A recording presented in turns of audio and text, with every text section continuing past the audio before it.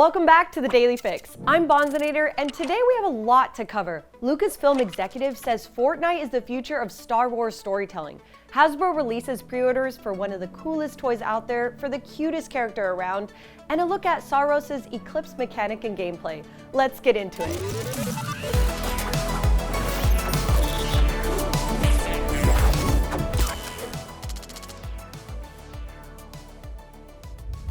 Presented by Soros, available now exclusively on PS5 consoles, rated T for teen. Is Fortnite the future of Star Wars storytelling? James Waugh seems to think so. The senior VP of franchise story and creative strategy at Lucasfilm made these bold claims alongside the announcement that a new developer mode for Fortnite is releasing tomorrow, May 1st. Creators will be able to make their own islands in the game with new tools and templates, giving them access to officially licensed Star Wars characters, locations, vehicles, and weapons. Do you want to make some new friends in the Mos Eisley Cantina? One of the biggest new features is a narrative or role-playing template that uses NPC characters and a new conversation device functionality for Tatooine. It's also possible to recreate the Death Star, build the Resistance base, or zoom around in an X-Wing as Chewbacca, even though realistically he shouldn't fit considering he was cramped in an Imperial shuttle. Obviously, there are lightsabers, but there are also customizable new Force powers like healing, distraction, and enemy detection. This is definitely a huge update for Fortnite. But what does it mean for Star Wars? In a recent interview with IGN, Lucasfilm's James Waugh said, quote, "I don't think that it's even part of the future of the franchise. I think it is a vital part of the storytelling ecosystem today. I think that Star Wars gaming expressions are a fundamental part of what has made Star Wars successful. We're living in a media landscape where people want to access authentic expressions of the things they love from so many different ways. And our job is to make sure that we give them that." Lucasfilm is also releasing a few new islands like Star Wars Galactic Siege, which is like capture the flag and you can be any Star Wars skin even if you don't own it. There's also Star Wars Droid Tycoon, which is a Star Wars themed tycoon game, and Star Wars Escape Vader, which looks a bit like Dead by Daylight or Alien Isolation, but you're trying to avoid Vader and prevent him from killing you. I've always loved cozy games. There's so much more included in tomorrow's release, and you can find all the details on IGN.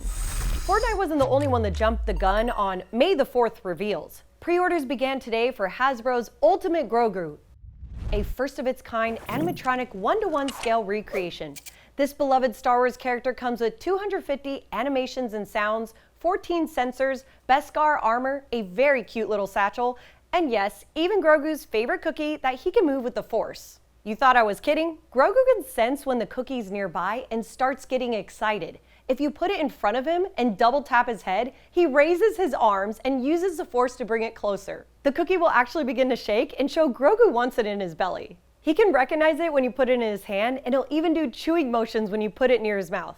If he eats too much, he does the cutest burp and gets upset if you take it away. He also gets scared if you make sudden loud noises, likes getting picked up, and gets frustrated if you put him down too quickly, and even shifts his weight if you swing him around. The catch. Well, for starters, he isn't expected to ship until April 1st, 2027. So there goes any plans for taking him to see the Mandalorian and Grogu next month in a baby carrier. And there's also the matter of price. $600. Definitely a bit of sticker shock there, but this is also clearly an extremely high-tech toy. What do you think? Are any of you going to pick one up? Let me know in the comments. And finally, Saros is the latest PlayStation Studios title from the makers of Returnal. Saros builds upon Returnal's foundations, adding key features that make the game more approachable for new players or challenging for veterans.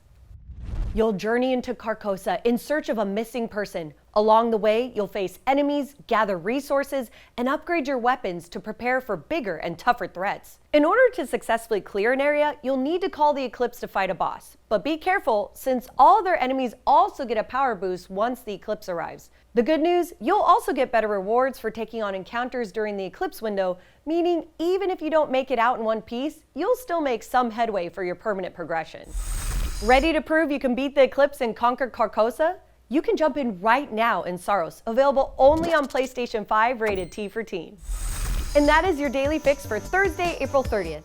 Tickets are officially on sale for IGN Live 2026. The two-day celebration of gaming and entertainment will take place June 6 and 7 in downtown LA and be filled with celebrity panels, exclusive game reveals, live stage shows, giveaways, and much more. Early bird tickets are on sale now on ShowClicks, and fans can purchase a one-day ticket for $15 or a weekend pass for $30.